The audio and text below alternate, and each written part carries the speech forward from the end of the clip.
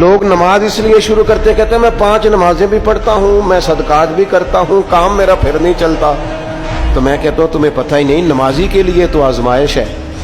جتنا جتنا ایمان کامل اتنی اتنی آزمائش بھی زیادہ. اور یہ میں اپنے پاس سے نہیں کہہ رہا. حضرت ابو سعید خدری رضی اللہ تعالیٰ عنہ فرماتے ہیں میں نبی پاک علیہ الصلوۃ والسلام کی خدمت میں حاضر ہوا اور حضور کے دست مبارک کو چومنے کے لیے میں نے اپنے ہاتھ جب آگے کیے تو تپش تھی، تیز بخار تھا نبی پاک کو. تو حضرت ابو سعید خدری رضی اللہ تعالیٰ عنہ ارشاد فرماتے ہیں کہ میں نے، یہ سنن ابن ماجہ میں موجود ہے، فرماتے میں نے عرض کیا یا رسول اللہ صلی اللہ علیہ وسلم اتنا تیز بخار؟ حضور فرمانے لگے ہم پر جو آزمائشیں آتی ہیں نا انبیاء پر، وہ عام لوگوں سے دگنا آتی ہے. یہ تو لاڈلے ہیں، یہ تو محبوب ہیں اللہ کے. فرمایا عام لوگوں سے دگنی آزمائش آتی ہے، لیکن فرمایا ہمارا رب بڑا کریم ہے، ہمیں اجر بھی ڈبل ہی عطا کرتا ہے، ہمیں اجر بھی ڈبل ہی عطا کرتا ہے. تو حضرت ابو سعید خدری کہتے ہیں موقع اچھا تھا، میں نے ایک سوال بھی کر دیا. میں نے کہا یا رسول اللہ صلی اللہ علیہ وسلم بتائیے نا بھلا دنیا میں زیادہ آزمائشیں کن کو آتی ہیں؟ تو حضور فرمانے لگے سب سے زیادہ آزمائشیں اللہ کے انبیاء کو آتی ہیں، نبیوں کو آتی ہیں. حضور اس کے بعد فرمایا اس کے بعد جو ان کے زیادہ قریب ہوتا ہے اسے آتی ہے. لوگ کیا سمجھیں گے امام حسن کی آزمائش کو؟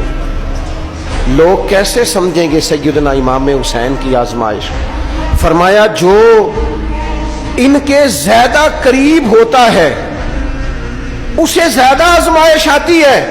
تو حضور کے سب سے قریب تو امام حسن ہے نا، امام حسین ہے نا.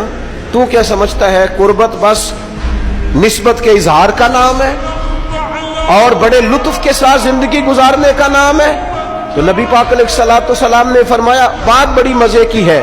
فرمایا پھر اللہ کے بعض بندے تو ایسے ہوتے ہیں جنہیں اللہ فقر میں مبتلا کر دیتا ہے. فرمایا ان کے پاس صرف ایک چادر رہ جاتی ہے، اتنا فقر ان کے پاس آتا ہے.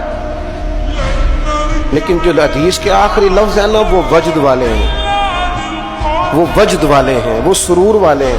ہمارا یہ مزاج ہوتا ہے کہ میٹھا میٹھا کھا جاؤ اور ذرا کڑوا آ جائے تو سویرے بھی رو شام بھی رو، حال ہی کوئی نہیں، غریبی بڑی، پریشانی بڑی، حضرت صاحب گھر سے بیماری جاتی نہیں. اور جناب کیا بتائیں، بعض لوگ تو ایسے ہیں جن کی بات سن کے لگتا ہے زندگی میں کبھی سوئی ہی نہیں، اتنے بڑے بڑے دکھ سناتے ہیں. او خدا کی رحمت کا بھی تو ذکر کرنا، خدا نے جو تیرے اوپر انعامات کیے ان کا بھی تو ذکر کرنا. ان کا تذکرہ ہی نہیں کر رہا میرا بھائی.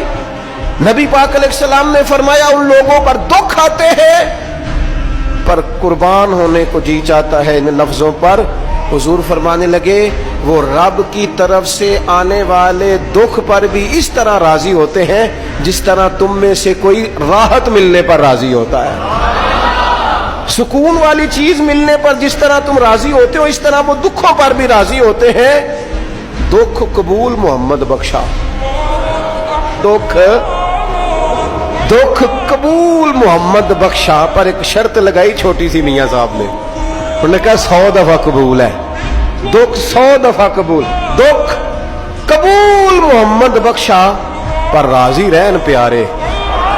یہ شرط یہ ہے کہ تو راضی رہ، تو راضی رہ. دکھ قبول محمد بخشا، راضی رہن پیارے. اور حضرت سلطان صاحب کہنے لگے ایسا کیتی ہے جان حوالے رب دے، ایسا عشق کمایا ہے اسی مرن تو پہلو ہی مر گیا، باہو تا مطلب نو پایا ہے.